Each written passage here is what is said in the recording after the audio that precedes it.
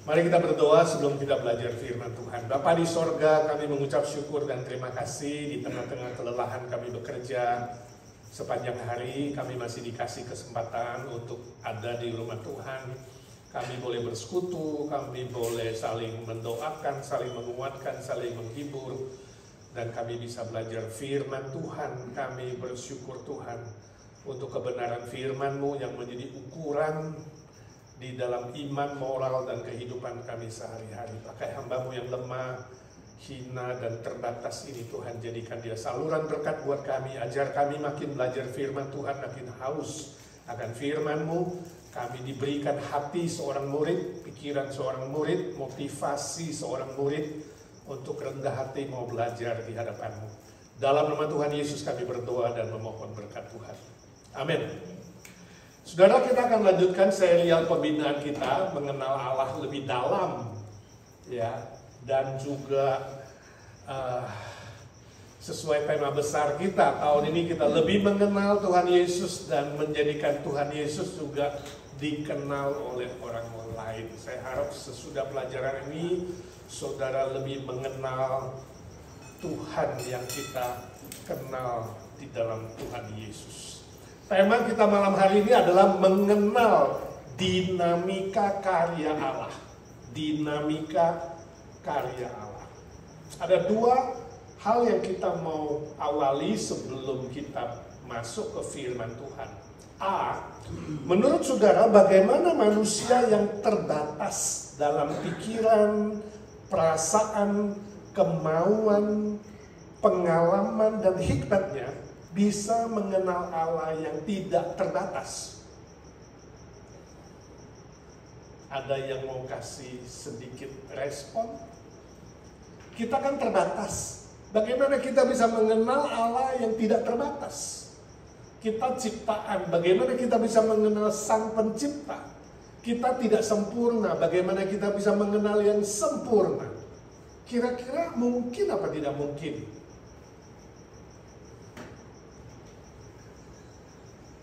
Jawabannya iya dan tidak. Tidak mungkin karena kita yang diciptakan begitu kecil seperti debu mau mengenal Sang Pencipta yang begitu besar. Kita yang terbatas mau mengenal yang tidak terbatas, pasti secara logika tidak mungkin. Jawabannya juga mungkin. Kenapa mungkin? Mungkin kalau Allah sendiri memperkenalkan dirinya. Jadi gak ada cara lain. Satu-satunya cara untuk mengenal Allah yang sempurna, dia harus memperkenalkan dirinya kepada kita. Nangkep gak, saudara? Itu yang disebut teologi dari atas. Bukan kita yang dari bawah mengenal Allah, tapi dia yang dari atas menurunkan dirinya untuk memperkenalkan dirinya. Nangkep? Itu lebih logis, itu benarnya begitu. Ya. Nah, bagaimana Allah memperkenalkan dirinya buat kita? Ada dua hal, ini yang disebut wahyu. Ya, penyataan, wahyu. Bagaimana Allah mewahyukan dirinya kepada kita supaya kita kenal? Ada dua macam, yaitu wahyu umum dan wahyu khusus. Wahyu umum adalah penyataan Allah secara umum, supaya manusia tahu ada Allah yang maha kuasa, Allah yang maha besar. Misalnya melalui ciptaan, kita tahu ada pencipta yang maha besar. Ya. Melalui ciptaan yang bertujuan baik, kita tahu ada Allah yang baik.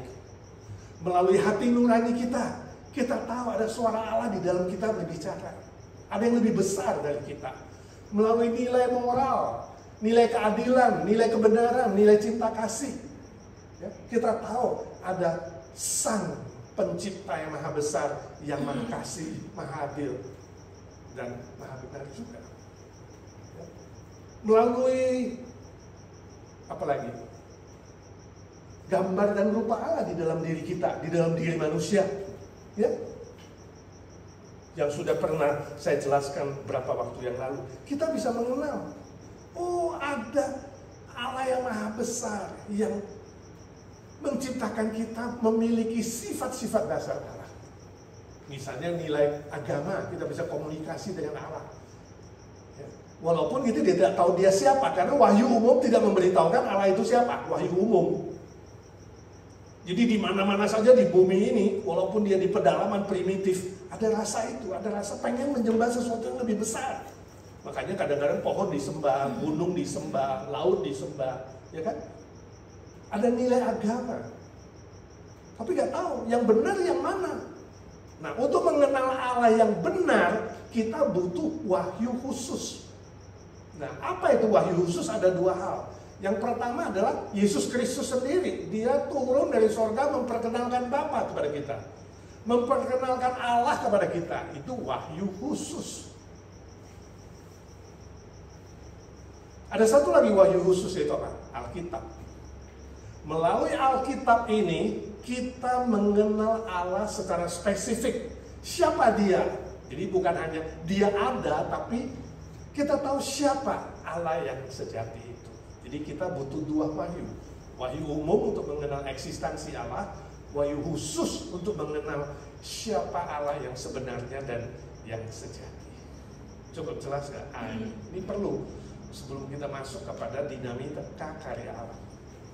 Yang B saya ingin sudah perhatikan adalah secara fakta Allah yang tidak terbatas oleh apapun itu tidak dapat digambarkan dalam sifat-sifatnya yang bisa dinyatakan dalam bahasa manusia. Maksudnya begini, bahasa manusia terbatas. Kalau hari ini saudara bisa menyebutkan katakanlah 10 sifat Allah, 20 sifat Allah. Ingat, Allah tidak hanya segitu, mengerti? Itu hanya sebagian kecil, sebabnya terlalu sempurna. Saking sempurnanya, gak mungkin dengan bahasa manusia kita bisa menggambarkan Allah secara utuh. Hanya sebagian kecil saja. Karena dia terlalu akbar, terlalu besar. Nangkap sampai kalimat ini? Saya ingin saudara memakai pikiran yang lebih jernih untuk mengenal. Namun, Allah rela membatasi dirinya untuk dikenal melalui sifat-sifatnya yang dinyatakan dalam Alkitab. Nah, jadi Allah membuka dirinya, menyatakan dirinya kepada kita. Sejauh apa? Sejauh yang Alkitab bilang. Kita boleh kenal Allah sejauh yang Alkitab bilang. Di luar ini terlalu besar untuk kita terima dengan otak kita yang terbatas. Hanya boleh mengenal Allah sejauh yang Alkitab bilang. Karena itu batasan kita sebagai manusia, dalam bahasa manusia. Maka jadi kalau yang nggak dikatakan Alkitab, saudara jangan ngarang-ngarang. Jangan nebak-nebak. Jangan bikin-bikin. Ya. Kalau yang Alkitab nggak ngomong, diam, kita ikut berdiam diri. Itu maksudnya. Ya. Jadi Allah ingin kita mengenal dia sejauh yang dicatat oleh Alkitab. Nanti di sorga saudara kenal lebih banyak lagi. Setuju? Amin? Ya. Tapi di sorga pun kita nggak mungkin kenal Allah secara sempurna karena levelnya beda. Dia maha sempurna, kita hanya sempurnanya dalam kualitas sorga. Tapi kita nggak bisa satu kualitas dengan Allah yang maha sempurna. Ya, oke, sampai di situ. Nah, di sini saya mau berikan beberapa sifat Allah. Jadi kita boleh mengenal sifat-sifat Allah dan pribadi Allah lewat sifat-sifatnya ini. Sejauh yang diceritakan Alkitab, misalnya Allah itu maha kekal, artinya tidak berawal, tidak berakhir. Ayat-ayatnya ada di situ dicatat, nanti saudara baca sendiri di rumah. Ya, maha kekal, Kejadian 21:33. Maha kuasa, Kejadian 17 ayat 1. Maha hadir, Mazmur 139 ayat 7-12. Maha tahu, Mazmur 139 13-16. Maha bijak, Mazmur 147 ayat 4-5. Roma 11 33-34. Maha kudus, 1 Petrus 1 15-16. Maha kasih, Yohanes 3:16. Maha adil, Roma 2 ayat 11, Roma 6 ayat 23. Maha setia, Ulangan 7 ayat 9-10. Maha baik dan tidak berubah, Yakobus 1 ayat 17, Ibrani 13 ayat 8. Dan sifat-sifat lain. Nah, kita kalau ada waktu, next time kita akan belajar satu persatu sifat Allah itu, karakter Allah itu. Tapi malam ini saya khusus ingin bicara soal Allah yang tidak berubah itu. Ya, yang tidak berubah, yang terakhir itu, maha baik dan tidak berubah. Itu yang kita mau pelajari. Dan dinamika dari sifat Allah itu akan muncul dalam konsep ini. Mari kita baca yang C, firman Tuhan hari ini, 2 ayat menjadi dasar pemikiran kita. Yakobus 1 ayat 17 dan Roma 8 28. Mari kita baca bersama-sama ya, huruf C di kertas saudara. 1, 2, 3. Setiap pemberian yang baik dan setiap anugerah yang sempurna datangnya dari atas, diturunkan dari Bapa segala terang. Padanya tidak ada perubahan atau bayangan karena pertukaran. 18. Atas kehendaknya sendiri Ia telah menjadikan kita oleh firman kebenaran, supaya kita pada tingkat yang tertentu menjadi anak sulung di antara semua ciptaannya. Yakobus 1 17 18. Lalu Roma 8 28. 1 2 3. Kita tahu sekarang bahwa Allah turut bekerja dalam segala sesuatu untuk mendatangkan kebaikan bagi mereka yang mengasihi Dia, yaitu bagi mereka yang terpanggil sesuai dengan rencana Allah. Roma 8 28. Nah, perhatikan istilah di situ, sifat Allah yang tidak berubah. Ya, padanya tidak ada perubahan. Tidak berubah itu tidak boleh diartikan sebagai sesuatu yang statis, yang diam. Jadi Allah bukan diam, tidak berubah seperti patung. Statis, bukan itu maksudnya. Ya, tidak berubah di sini bukan statis, bukan patung, bukan program atau blueprint yang cetak biru, yang sudah ditetapkan dan tidak berubah. Kaku, bukan itu. Pengertian tidak berubah di situ. Sebab Allah yang sejati adalah Allah yang maha hidup. Dia bisa bergerak. Dia bisa berubah, tanda kutip. Walaupun dikatakan tidak berubah, tapi bukan statis. Ya, Dia maha kekal. Sebab itu haruslah dimengerti sebagai Allah yang dinamis. Dinamis. Dan setia dalam segala karakternya. Itu yang maksudnya tidak berubah. Dia tidak berubah dalam sifat-sifatnya. Dia setia selamanya walaupun manusia tidak setia. Tapi dia bukan patung, dia bukan statis, dia bukan program cetak biru seperti mesin, bukan ya. Artinya dia setia dalam karakternya dan karyanya yang maha baik. Tadi kita baca. Dia berkarya untuk mendatangkan kebaikan. Maha kasih, maha bijak, maha adil, dan sifat-sifat lainnya. Tapi jadi saudara tangkap gak? Yang disebut tidak berubah itu. Tidak berubah tapi bukan mati. Tidak berubah tapi bukan patung. Tidak berubah tapi bukan statis. Melainkan dinamis. Ini yang mau kita pelajari, bahwa Allah kita bekerja, berkarya secara dinamis. Karena Dia maha hidup. Nah, hari ini saya mau bagikan 7 jenis dinamika karya Allah menurut catatan Alkitab. Ya, ada 7 dinamika karya Allah yang maha hidup dan maha benar. Itu ada 7 hal, yaitu 1, rencana Allah. Jadi karena Dia hidup, Dia merencanakan. Karena Allah itu hidup dinamis, Dia punya planning, rencana Allah. Mari kita baca Yeremia 29 ayat 11. 1, 2, 3. Sebab aku ini mengetahui rancangan-rancangan apa yang ada padaku mengenai kamu. Demikianlah firman Tuhan, yaitu rancangan damai sejahtera dan bukan rancangan kecelakaan, untuk memberikan kepadamu hari depan yang penuh harapan. Jadi rencana Allah itu selalu baik, sebab Dia maha baik. Selalu benar, sebab Dia maha benar. Dan pasti terlaksana.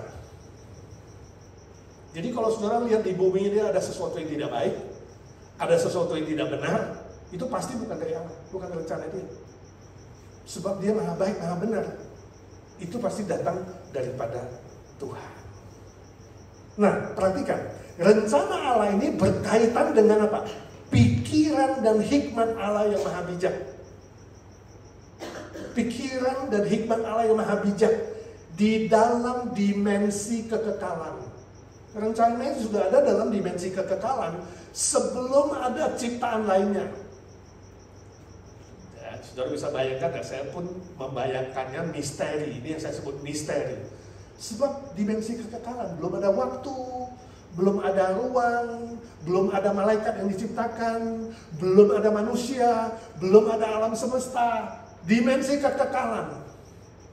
Allah sudah punya pikiran, hikmat yang bijaksana dan merencanakan segala sesuatu dengan baik dan benar. Nah, ini yang disebut the plan of God. Rencana Allah. Always good, always true, dan is a mystery, sebuah misteri. Karena apa? Dia terlalu maha besar. Jangankan Allah, rencana seorang ayah atau ibu aja anak nggak tahu semua, betul nggak? Nggak tahu semua. Ada misterinya. Saya nggak tahu papa punya planning ini, saya nggak tahu mama punya planning ini, ya kan? Anak loh, apalagi kita, debu dan Allah. Jadi jangan coba-coba mengatakan, aku sudah mengenal rencana Allah secara penuh. Oh, belum gitu. Nggak secuil. Sebab itu dimensi kekekalan. Kita di dalam dimensi ruang dan waktu. Cukup jelas, ini pertama. Karya Allah yaitu planning. Kedua, penentuan Allah. Penentuan Allah. Jadi ini yang ditentukan. Oke, Efesus 1 ayat 4 sampai 5. Kita baca sama-sama. 1, 2, 3. Sebab di dalam Dia Allah telah memilih kita sebelum dunia dijadikan, supaya kita kudus dan tak bercacat di hadapannya. Dalam kasih Ia telah menentukan kita dari semula oleh Yesus Kristus untuk menjadi anak-anaknya sesuai dengan kerelaan kehendaknya. Nah, ini penentuan. Ini sudah ditentukan oleh Allah. Nah, penentuan Allah ini berkaitan dengan apa? Kedaulatan Allah dan kuasa Allah yang maha besar dan maha ajaib. Yang melampaui pikiran dan hikmat manusia. Ini juga Pak, sebelum dunia diciptakan, Tuhan sudah menentukan. Ya. Dan ini luar biasa. Banyak hal yang di luar pikiran kita, tapi melalui Alkitab kita tahu Dia sudah tentukan kita sebelum Dia diciptakan, bahwa nanti kita akan diselamatkan di dalam Tuhan Yesus. Ya. Jadi doktrin predestinasi ada di sini, sudah ditentukan sebelumnya. Sebelum ada manusia, sebelum ada ciptaan, Tuhan sudah menentukan nanti manusia akan diselamatkan melalui Yesus Kristus. Ya. Jadi contohnya apa yang ditentukan?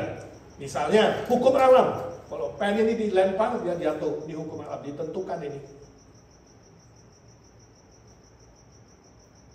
Hukum alam. Ya. Sudah banyak makan cabai, sakit perut. Hukum biologis. Ya. Pria dan wanita berhubungan seksual bisa hamil. Gak hanya dalam perkawinan, di luar perkawinan pun begitu. Suamimu cari pelacur, bisa hamil. Itu ditentukan. Sperma ketemu telur, jadi bayi. Ini penentuan. Hukum biologis. Terjadi. Gambar dan rupa Allah pada manusia sudah ditentukan. Pada manusia ada rasio, pada manusia ada perasaan, pada manusia ada kebebasan memilih, pada manusia ada nilai moral, ada nilai agama, ada nilai, ya seperti kita pelajari, citra Allah sudah ditentukan. Ya. Penentuan ini harus terlaksana kecuali ada intervensi dari Allah. Itu yang disebut mujizat. Ya, gak mungkin air itu dimasukkan ke gentong jadi anggur kecuali Yesus intervensi. Itu intervensi. Yesus melanggar hukum alam. Dia boleh gak melanggar hukum alam? Boleh, dia yang ciptakan. Itu mujizat. Supranatural. Ya kan? Yesus berjalan di atas air, melanggar hukum alam. Tapi dia intervensi. Sebab apa? Kita percaya Allah boleh intervensi. Sebab dia pencipta. Dia maha baik, maha benar. Intervensinya Allah selalu baik, selalu benar. Gak apa-apa. Ya? Oke? Saya tanya, usia manusia ditentukan ya? Usia manusia, umur manusia ditentukan nggak? Ya ditentukan, hidup kok. Tapi kita boleh negosiasi nggak? Boleh, Hizkia minta tambah usia dikasih 15 tahun. Dinamis. Walaupun sudah ditentukan masih bisa negosiasi. Sebab apa? Dia itu hidup, kita boleh berdoa meminta kepada dia. Caranya manusia mati ditentukan nggak? Nggak ditentukan. Jadi saudara jangan sembarang bilang semua sudah ditentukan. Ini kereta api tabrakan, oh Allah sudah tentukan. Kamu jahat, kamu menuduh Allah tidak benar. Ya kan? Kebakaran di LA, Allah yang tentukan. No, kejahatan manusia. Sebab sesuatu yang jahat bukan dari dia. Saudara harus mengerti ini dinamika. Ya, jangan karena semua ditentukan Allah, saudara pikir semua kejahatan pun ditentukan manusia. No, ditentukan Allah. No, kejahatan manusia harus diperhitungkan. Oke, jadi Allah menentukan usia umur manusia, tapi tidak menentukan cara manusia mati. Hati-hati, jangan sembarang semua mengatakan sudah ditentukan. Allah bukan blueprint, sekali lagi. Allah bukan cetak biru yang sudah menentukan ABCD. Walaupun Tuhan tahu rambutmu jumlahnya berapa. Tuhan tahu rambutmu jatuh berapa, dia tahu. Tuhan tahu bahwa seseorang anak itu lahir nanti sehat apa cacat. Tuhan tahu, tapi ada hukum biologis. Ketika seorang anak lahir cacat, anak lahir dari pelacur, jangan bilang ditentukan Tuhan, kesalahan manusia. Ya, jadi hati-hati saudara. Ya, dalam menyebut semua adalah penentuan Tuhan. Semua ini tergantung hikmat Allah dan daulat Allah yang maha bijaksana, maha baik dan maha benar. Cukup jelas kan saudara? Ini soal penentuan. Ya. Nah sekarang kita maju satu step lagi. Apalagi karya Allah yang lain. Yang ketiga, kehendak Allah. 2 Petrus 3:9. 2 Petrus 3:9. Mari kita baca sama-sama. 1, 2, 3. Tuhan tidak lalai menepati janjinya. Sekalipun ada orang yang menganggapnya sebagai kelalaian, tetapi dia sabar terhadap kamu. Karena dia menghendaki supaya jangan ada yang binasa, melainkan supaya semua orang berbalik dan bertobat. Ini kehendak Allah. Salah satu contoh ya, tentu masih banyak lain. Saya semua bacakan satu-satu ayat supaya saudara nanti lihat konteksnya. Dan ada banyak juga ayat lain mengenai kehendak Allah. Tapi ini salah satu kehendak Allah. Ya, Allah menghendaki supaya jangan ada yang binasa. Ini karena konteksnya orang tanya, kapan Yesus datang? Katanya mau datang, kapan penghakiman terakhir? Petrus bilang belum, Tuhan sabar. Sebab Allah punya kehendak, kemauan, keinginan supaya jangan ada yang binasa. Nah, kehendak Allah, perhatikan, ini penjelasannya. Kehendak Allah berkaitan dengan keinginan hati atau kemauan Allah. Dan secara fakta, kehendak Allah tidak harus terlaksana. Nah, ini kalau semua orang bisa terima. Saya tanya, kehendak Allah bisa gagal gak? Kalau gitu kehendak Allah bisa gagal gak? Manusia takut kan, masa kehendak Allah gagal? Kehendak Allah bisa gagal gak? Keinginan Allah supaya semua selamat, ternyata semua selamat gak? Enggak tuh. Saya tanya, kehendak Allah supaya Adam dan Hawa tunduk apa melawan Tuhan? Tunduk kan? Memilih mentaati Tuhan, tapi mereka tidak memilih. Jadi kehendak Allah di sini apa?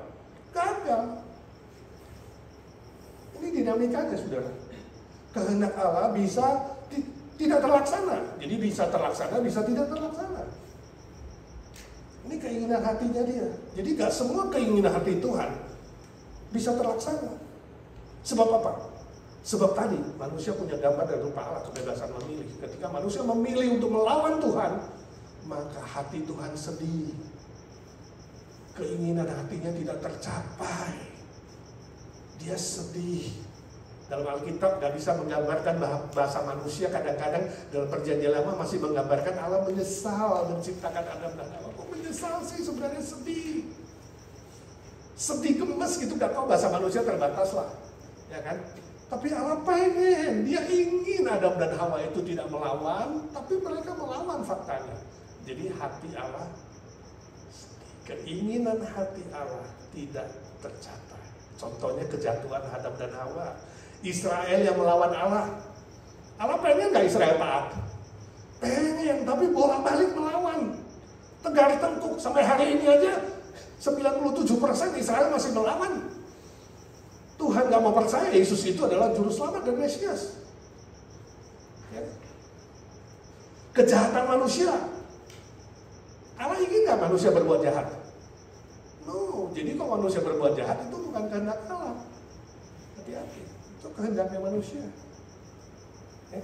Penderitaan manusia, sakit penyakit, kecelakaan, ya, bencana alam, bukan kehendaknya Allah, bukan. Bahkan kematian manusia, saya tanya, kematian manusia kehendak Allah bukan? Gak ada. Seluruh Alkitab dari perjanjian lama sampai perjanjian baru, gak ada satu kali pun yang mengatakan Allah menghendaki manusia mati. Gak ada. Di sini tadi bilang Allah menghendaki manusia selamat supaya bertobat. Saya tulis di situ, kecuali kematian Yesus Kristus. Satu-satunya kematian yang merupakan kehendak Allah adalah kematian Kristus. Ini di Getsemani. Ketika Yesus berdoa, Bapa, janganlah kehendakku. Kehendakku kalau boleh cawan ini berlalu, Bapa, tapi bukan kehendakku, melainkan kehendakmu. Jadi kehendak Bapa supaya Yesus mati. Dengan matinya Yesus, manusia jadi hidup.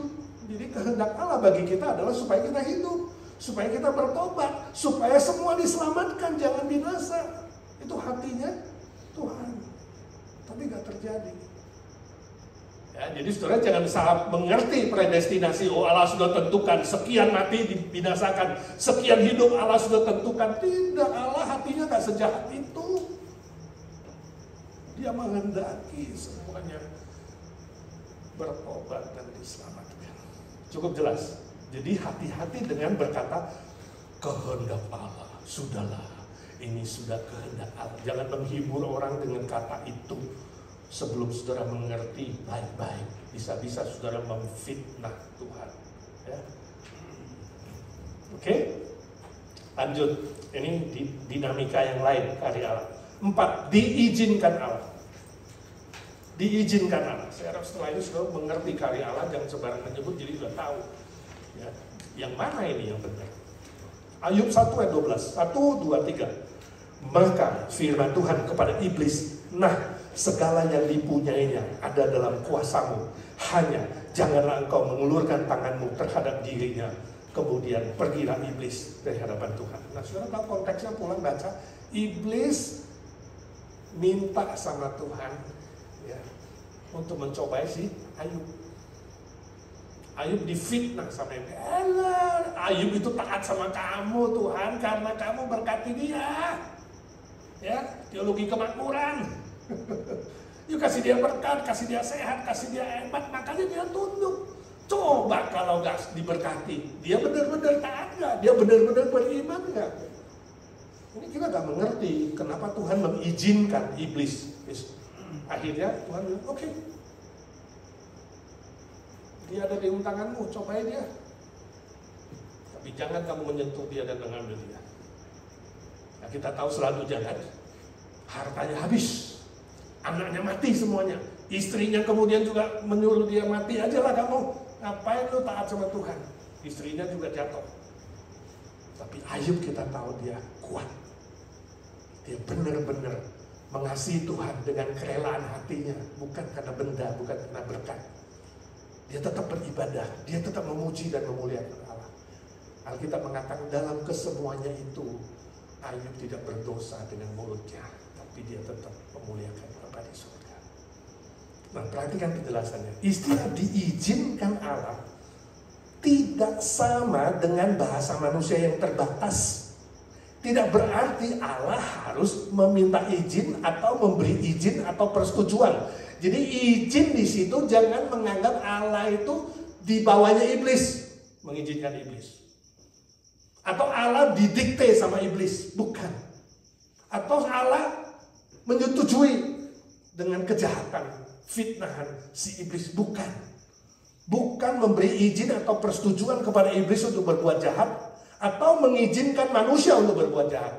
Jadi waktu saudara mengatakan ini diizinkan Allah, hati-hati, bukan Allah memberi izin kamu berbuat jahat atau berbuat dosa. Tapi, perhatikan kalimat ini. Tapi di dalam batasan kebijakan Allah dan kedaulatan Allah untuk menyatakan kuasanya dan keadilannya terhadap iblis dan semua manusia yang berbuat jahat. Jadi Allah sabar. Waktunya iblis belum tiba. Allah sabar Kamu berbuat jahat seolah-olah Tuhan itu tutup mata, seolah-olah Tuhan memberi izin tanda kutip, tapi Allah sedang sabar dalam kebijakan Dia. Nanti keadilannya akan dilaksanakan. Ya. Kita lihat misalnya tindak kriminal hari ini. Di mana-mana ada tindak kriminal. Itu bukan rencana Allah, bukan kehendak Allah, bukan penentuan Allah, bukan. Tapi kenapa Allah seolah-olah membiarkan? Sehingga manusia ada bilang, katanya Allah baik. Kok terjadi hal-hal yang buruk di bumi? Katanya Allah Maha Kuasa. Kok yang jahat-jahat ini gak diadili? Waktunya belum tiba. Ya, tunggu keadilan Tuhan. Seolah-olah Tuhan masih memberi izin, tanda kutip. Ya, terorisme. Ya, ini semua diizinkan. Penganiayaan orang Kristen, ada yang dipancung kepalanya. Misioneri yang dibunuh, ya, kejam. Semua rasul mati syahid, diizinkan Allah. Tapi ingat, bukan Allah memberi izin atau menyetujui, tapi Allah sabar menunggu sampai keadilannya nanti dilaksanakan. Cobaan iblis yang merajalela, sementara ini iblis seolah-olah masih merajalela di bumi, ya kan? Orang jahat makin jahat, orang baik kelihatan makin ditekan, orang beriman malah tambah menderita. Saudara, jangan sedih. Jangan kecewa, jangan putus asa, jangan mundur, tapi seperti Ayub tetap memuji Tuhan, tetap memuliakan Tuhan. Ya. Sebab waktunya belum tiba, keadilannya nanti kelak akan dilaksanakan. Itu diizinkan Allah. Cukup jelas? Nomor 5, diperingatkan Allah. Kejadian 2, 16-17, Ulangan 11, 26-28. Mari kita baca. Diperingatkan Allah. Kejadian 2, 16-17, 1, 2, 3. Lalu Tuhan Allah memberi perintah ini kepada manusia. Semua pohon dalam taman ini boleh kau makan buahnya dengan bebas. Tetapi pohon pengetahuan tentang yang baik dan yang jahat itu, janganlah kau makan buahnya. Sebab pada hari engkau memakannya, pastilah engkau mati. Kejadian 2, 16-17. Ini peringatan. Ulangan 11, 26-28. 1, 2, 3. Lihatlah, aku memperhadapkan kepadamu pada hari ini berkat dan kutuk. Berkat apabila kamu mendengarkan perintah Tuhan Allahmu yang kusampaikan kepadamu pada hari ini, dan kutuk jika kamu tidak mendengarkan perintah Tuhan Allahmu dan menyimpang dari jalan yang kuperintahkan kepadamu pada hari ini dengan mengikuti Allah lain yang tidak kamu kenal. Peringatan. Ya, kalau kamu menyimpang dari firman-Ku, kalau kamu pergi kepada berhala-berhala, kamu akan menerima kutuk. Kalau kamu setia mendengarkan dan melakukan perintahku, kamu akan diberkati. Ini peringatan. Ya. Mari kita baca penjelasannya. Peringatan dari Allah ini berkaitan dengan perintah Tuhan, firman Tuhan. Agar manusia dengan kebebasan memilih yang diciptakan Allah, gambar dan rupa Allah itu, diminta untuk mentaati Allah. Karena Allah ingin mendidik manusia untuk mengasihi Allah secara sukarela, bukan dengan paksaan. Yohanes 14 ayat 15, Tuhan Yesus berkata, barang siapa mengasihi aku, dia akan... saya tanya saudara mengasihi Tuhan Yesus gak? Amin? Kurang kencang. Saudara mengasihi Tuhan Yesus? Amin? Buktinya apa? Jawabannya Yohanes 14:15. Yesus bilang, kalau kamu mengasihi aku, kamu akan menuruti perintahku. Jadi Tuhan ingin kita mengikuti perintahnya itu dengan apa? Dengan sukarela. Ya, bukan paksaan. Dengan gambar rupa Allah, kebebasan memilih itu kita memilih untuk mengasihi Allah. Sebab kita dimampukan untuk bisa memilih mengasihi Allah dengan sukarela. Ini peringatan. Kalau kamu tidak pakai kehendak bebasmu dengan benar, menyimpang seperti Adam dan Hawa, kamu akan menerima hukuman dan kutuk. Ya, ini penting. Sebagai contoh kita bisa melihat peristiwa sejarah Israel yang bolak-balik mentaati, diberkati, kemudian diberkati lupa, melawan lagi, ya, menerima hukuman, menerima kutukan, kemudian bolak-balik terus. Ini peringatan. Ya, peringatan dari Tuhan. Nomor 6, dibiarkan Allah. Yeremia 50 ayat 6 sampai 7. Mari kita baca. 1, 2, 3. Umatku tadinya seperti domba-domba yang hilang. Mereka dibiarkan sesat oleh gembala-gembalanya. Dibiarkan mengembara di gunung-gunung. Mereka berjalan dari gunung ke bukit sehingga lupa akan tempat pembaringannya. Siapapun yang menjumpai mereka memakan habis mereka, dan lawan-lawan mereka berkata, kami tidak bersalah, karena mereka telah berdosa kepada Tuhan, tempat kebenaran, Tuhan pengharapan nenek moyang mereka. Nah, setelah diperingatkan berulang-ulang, maka selanjutnya apa? Dibiarkan. Karya Allah yang dinamis. Ini seperti seorang ayah sudah ingatkan anaknya, terus gak dengar, udah dibiarin. Jadi kalau saudara udah dibiarkan, udah gak digubris, ya, ingat, itu artinya kamu sudah membandel berulang-ulang, tidak mendengarkan peringatan dari Tuhan. Itu terjadi pada Israel bolak-balik. Ya. Mereka yang tidak bertobat akan menerima konsekuensinya sesuai dengan keadilan Tuhan dan waktunya Tuhan. Jadi ada waktunya. Begitu tiba waktunya masih tidak berbalik, maka pembiaran itu ada konsekuensinya. Ada akibatnya karena salah menggunakan kehendak bebas memilih melawan. Contohnya Israel yang dibiarkan dikalahkan oleh musuh. Sudah diperingatkan, jangan kamu mencuri, jangan kamu melawan, nanti pasti kalah. Benar, perangnya kalah. Dihajar sama musuh. Ya. Firaun yang dibiarkan keras hati, terus menolak sampai 10 tulah. Bayangkan, 1 tulah nggak mau, 2 tulah, akhirnya sampai 10. Setelah dibiarkan, setelah 10 tulah, tiba waktu Tuhan, Israel keluar. Dan masih ada waktunya.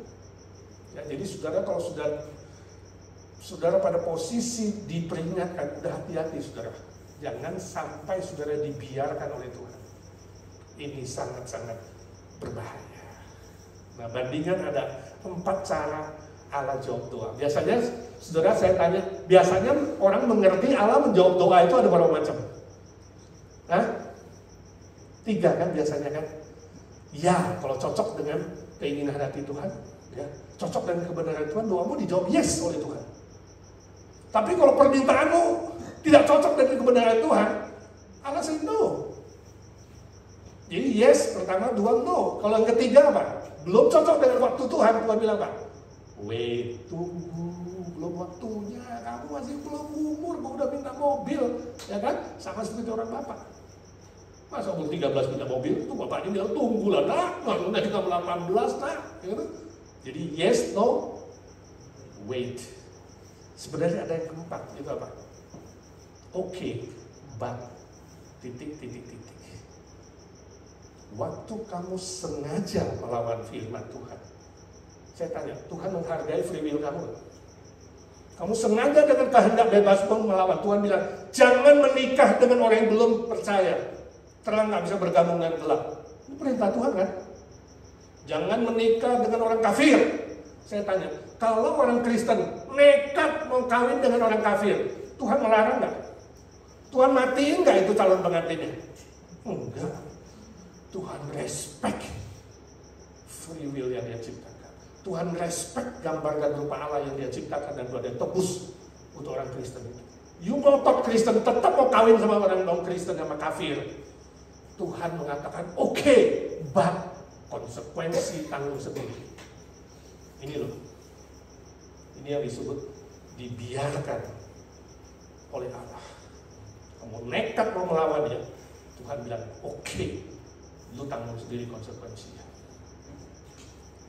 Kamu melihat gak betapa lapang dadanya hati Allah, betul gak? Menghargai gambar dan rupa Allah yang diciptakan oleh dia.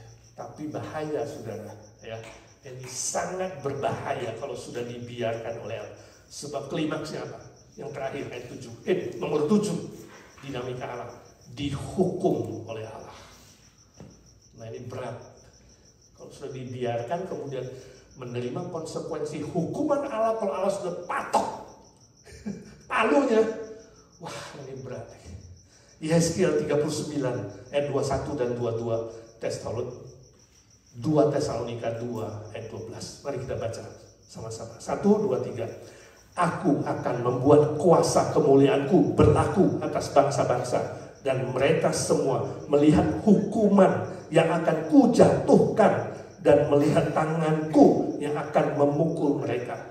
Dan kaum Israel akan mengetahui bahwa akulah Tuhan Allah mereka mulai hari ini dan seterusnya. Yesaya 39 ayat 21 dan 22. 2 Tesalonika 2 ayat 12. Supaya dihukum semua orang yang tidak percaya akan kebenaran dan yang suka kejahatan. Ini klimaksnya, saudara. Jadi saudara jangan sembarangan mengatakan, wah Allah perjanjian lama itu Allah yang kejam ya. Masa orang dibunuh, satu bangsa dihabisin. Saudara harus mengerti dinamikanya dulu. Ya, Allah mencintai semua bangsa. Orang kafir dicintai nggak, saya tanya, dalam perjanjian lama? Satu bangsa kafir yang akan diselamatkan Tuhan. Tuhan kirim khusus Yunus untuk menyelamatkan satu bangsa. Itu kafir. Jadi bukan hanya orang Israel yang Tuhan cintai, non-Israel pun Tuhan cintai. Tapi kalau orang sudah mengeraskan hatinya, ya, melawan Tuhan, sudah diperingatkan masih lawan, kemudian dibiarkan masih gak sadar, maka terakhir hukuman harus dijatuhkan. Makanya kita melihat seolah-olah Tuhan itu kejam. Sebenarnya bukan. Dia Allah yang maha baik, maha sempurna, maha benar. Dia cinta, tapi juga ada keadilannya. Ya, jadi setelah dibiarkan oleh Allah untuk waktu tertentu, maka sesuai dengan sifat Allah yang maha adil, dia akan melaksanakan penghukumannya terhadap mereka yang tidak mempercaya, mereka yang menolak dia, mereka yang sengaja berbuat jahat. Ya, penghakiman yang terakhir nanti akan dilaksanakan terhadap siapa? Iblis dan semua antek-anteknya, sepertiga jumlah malaikat yang jatuh. Dan semua orang yang mengikuti jalannya si iblis. Ya, jadi ada penghakiman terakhir. Tapi sebelum penghakiman terakhir pun di bumi bisa ada penghakimannya. Kalau Tuhan mau melaksanakan. Kalau sudah dibiarkan, diingatkan, saudara masih tidak mau dengar, ada hukumannya. Bukan dia kejam, tapi dia maha adil. Contohnya Firaun dan pasukannya habis. Tenggelam. Israel ditawan Babel. Ya, Israel ditawan Babel 70 tahun. Masa Tuhan sejahat itu merencanakan dan menentukan? No, itu karena Israel sudah diperingatkan ulang-ulang, maka harus dijatuhkan hukuman. Hamas dan Israel sampai hari ini. Bukan Allah nggak mau turun tangan, belum waktunya. Mereka masih dikasih kesempatan untuk bertobat, diperingatkan, dibiarkan, kemudian dihukum bila perlu. Tapi kalau belum mati, nafas masih ada di bumi ini, saudara masih diberi kesempatan, mengerti?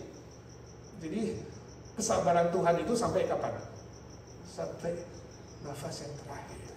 Nah, aplikasinya apa buat kita? Mari kita baca. Ketika saudara mengalami persoalan dalam hidup ini, apa reaksi saudara? Jangan cepat-cepat menuduh Tuhan tidak baik. Jangan cepat-cepat menuduh Tuhan tidak sayang, tidak cinta. Jangan cepat-cepat menyalahkan Tuhan seolah-olah sudah ditentukan dari sononya. No, bukan takdir, saudara. Bukan blueprint, bukan. Bukan mekanisme, bukan dia dinamis. Ketika ada pertanyaan yang tidak ada jawabannya, apa reaksi saudara? Jangan sok pintar. Jangan menghakimi Allah, jangan menghakimi Alkitab, firman Tuhan. Tapi bersabar, rendah hati seperti seorang murid. Katakan, Tuhan, Engkau terlalu besar untuk saya mengerti. Firman-Mu terlalu besar untuk saya mengerti. Tunduk, bersimpuh dan menyembah Dia dan memuliakan Dia walau saudara tidak mengerti. Apakah saudara makin mengenal Allah Bapa di dalam Yesus Kristus ketika ada persoalan, penderitaan dan lain-lain? Atau saudara makin jauh dari Tuhan?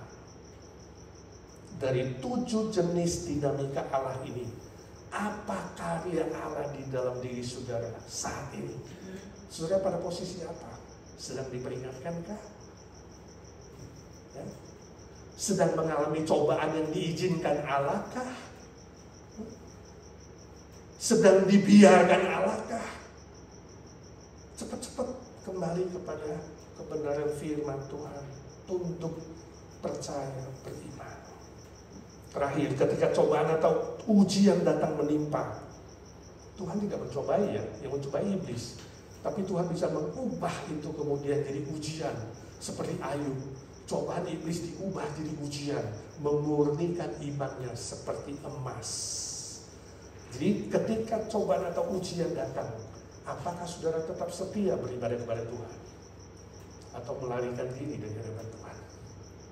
Belajarlah bersyukur untuk karya Allah yang dinamis, yang selalu maha baik, maha kuasa, maha kasih. Seperti kata Roma 8:28, Allah turut bekerja dengan kasihnya, dengan kuasanya, dengan kebenarannya, untuk mendatangkan apa? Kebaikan. Untuk siapa? Untuk orang-orang yang mengasihi Dia. Tetap mengasihi Tuhan, walau kamu tidak mengerti. Tetap mengasihi Tuhan, walaupun ada kekesalan dalam hati, ada kepahitan, ada penderitaan, ada hal-hal yang kamu belum mengerti. Tetap mengasihi Tuhan. Ya, orang yang mengasihi Tuhan nanti akan melihat dan mengalami kebaikan dari Tuhan. Amin. Kita lanjutkan dengan doa syafaat, saudara. Kita nyanyikan sebuah lagu, Allah kuasa melakukan segala perkara. Allah kuasa melakukan segala perkara.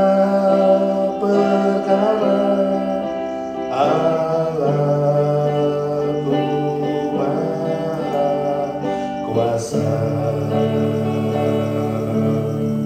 yang ciptakan seisi dunia, atur segala masa. Allahku maha kuasa. Bapa di sorga, kami mengucap syukur dan terima kasih sebab Kau Allah yang maha kuasa.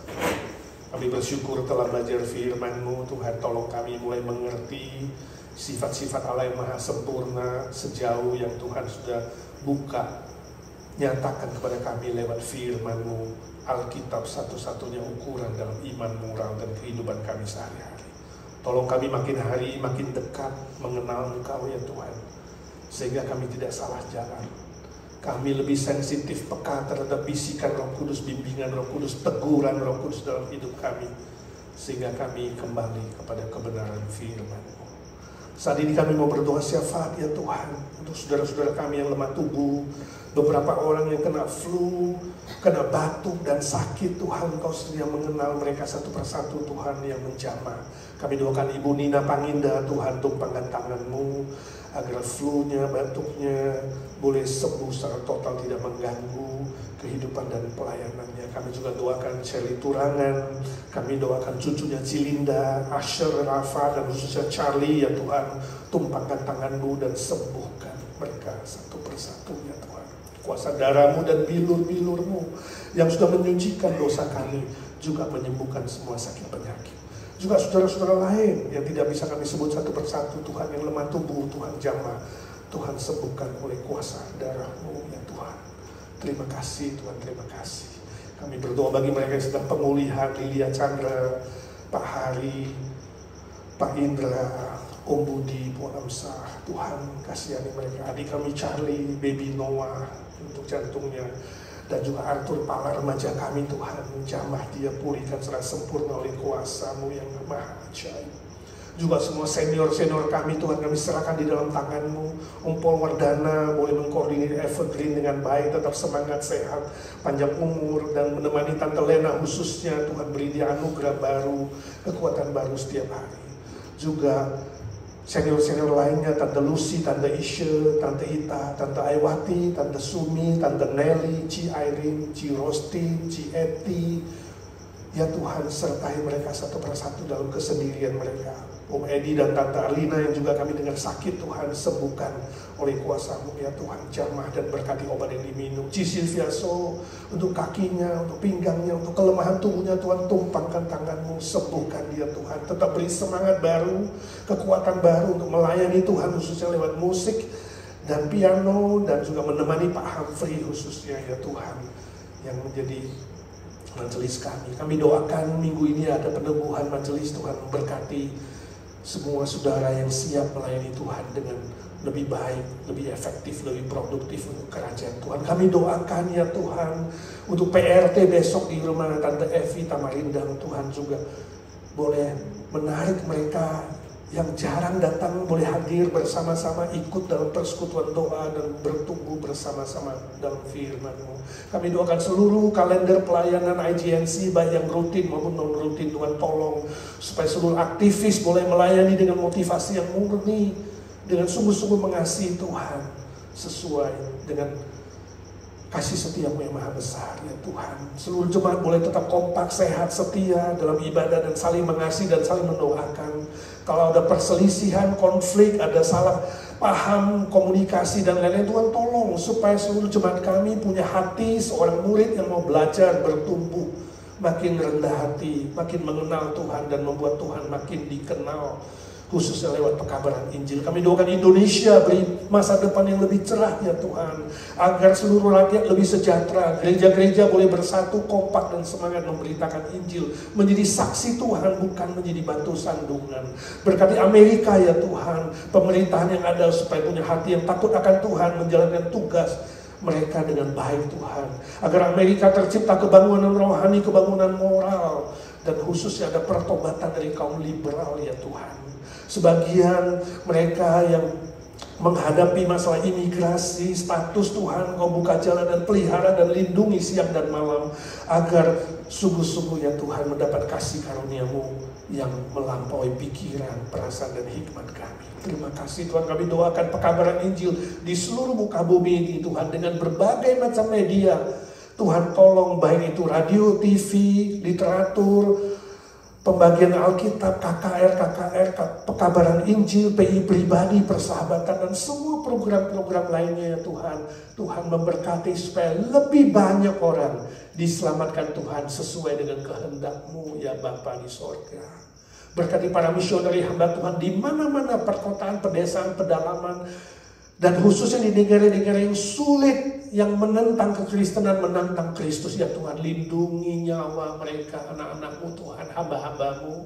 Pelihara pelayanan mereka ya Tuhan, supaya sungguh-sungguh ada buah-buah yang dimenangkan bagi kerajaan-Mu. Kami yang hidup di Amerika, Tuhan juga tolong kami tidak larut dengan zaman ini, tapi kami hidup berdoa dan berjaga-jaga di hadapan Tuhan, agar kami tidak jatuh dalam pencobaan.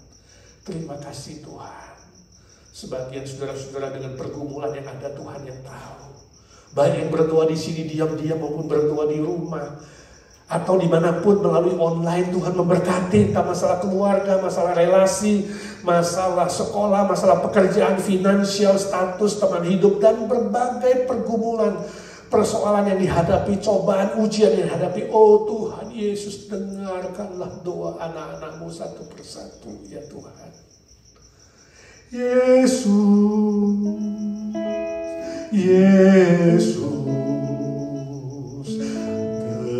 dengar doaku, janganlah Tuhan lalui, berilah berkat. Panggil nama Tuhan Yesus, berdoa dengan iman. Yesus,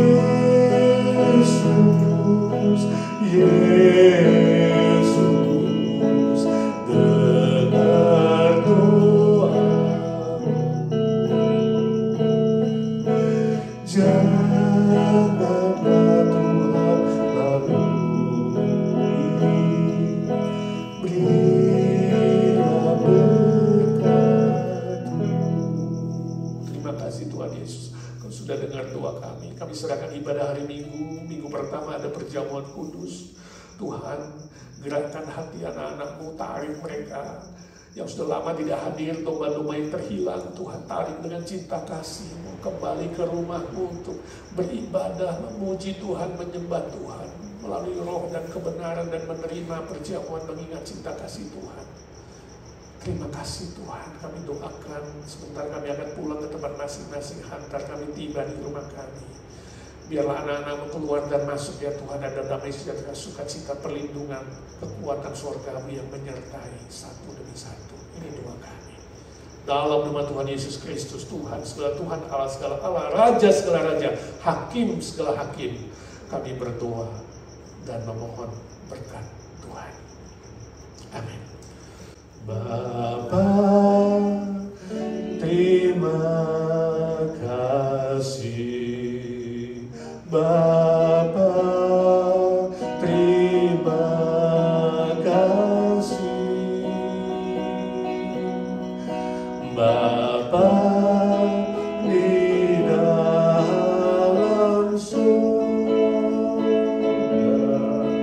ku beri terima kasih.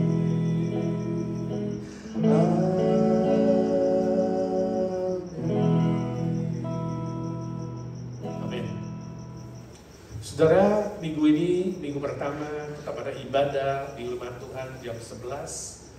Silakan datang dan kita akan mengikuti perjamuan kudus juga. Tuhan memberkati saudara.